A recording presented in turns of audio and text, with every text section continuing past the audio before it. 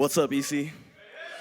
So my name is Christian, and yes, I am a Christian before anyone else does that after service. I've been attending the North Campus for about 4.5 years now, and something that not a lot of people know about me is that I love to travel, I love to go on trips and vacations, and this one time I was actually on a family vacation with my family. This was a long time ago. We were actually going to Vegas, and on the way home, we just quickly got to the airport, and soon enough, we were off and flying. And so another thing about me is I hate turbulence, and so sure enough, there was a little bit of turbulence on the flight to start off, and what was mild turbulence began to change into rattling, shaking, and losing and gaining altitude very rapidly. And so I find myself clutching every single muscle in my body and just trying my best to look left and right to see if my reaction is validated. And a few rows ahead, shout out to this brother. He had his hand up in the air with clutching his Bible, praying it down. So shout out to him, shout out to the prayer team, join EC prayer. Moving on. And also, a couple rows ahead is my dad. He was just on his laptop playing solitaire, completely unbothered. So shout out, Dad. And so yeah, as the plane landed, we made it safely.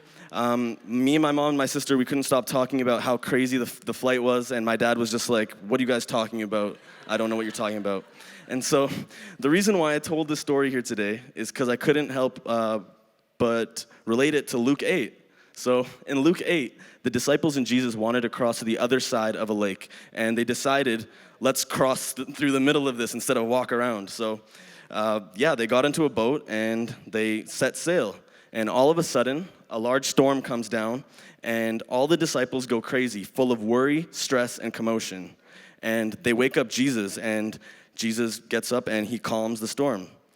And after that, he asks them a really important question. He says, "Where is your faith?" In amazement of what they just saw, they reply with, "Who is this? Even the winds and the waves obey him." And so I'm sure all of us, especially myself, can empathize with the disciples. How is it unreasonable for them to panic or for us to lack faith when the storm comes? But Jesus did not say, "You have no faith." He just said, "Where is your faith?" And so in this scenario, it's kind of pointing that to have faith means to not panic, which means faith is tied to an action, but not just any action, an action relating to who Jesus is. So once again, the disciples said to one another, Who is this? So let's think about that for a second. What do they mean, who is this? They know him. They've communed with him. They've seen him heal the sick. They've seen him feed thousands, raise the dead. But in the midst of the storm, they forgot who he was. They were focused directly on the storm. And so how many of us have wrestled with God in the midst of our own storm? The loss of a loved one, a fractured relationship, full of fear and worry, where all you could do was focus on the thing you were going through, where you felt like he was asleep, and you just wanted to wake him up, just like those disciples did. But also, just like the disciples, we're quick to forget.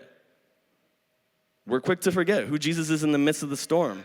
So when Jesus says, "Where is your faith?" he's asking you, why are you looking at the storm instead of me?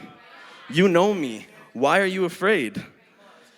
And he's not saying that you lack faith, but rather, you're not exercising the faith that you already possess in who he is. So when you're on that boat with those disciples and Jesus, and the storm hits and it comes in your way, and you decide, I'm gonna look at Jesus, you are reminded that he is all powerful, he is gracious, he's the King of Kings, the Lord of Lords, he's all loving. I'm not gonna drown, this boat isn't gonna capsize. I've got the best chance with him on this boat than with anyone else. And so, the beauty of the storm is that we can look back on it during a future trial and remember who Jesus is and his faithfulness to calm the storm of that past. So it can put this belief in us that, hey, look, if he did this for me back then he can do it for me today, and he can do it for me again. So I'm here to tell you today that whether you be on a Delta airline jet or one of the storms of life, he is who he is.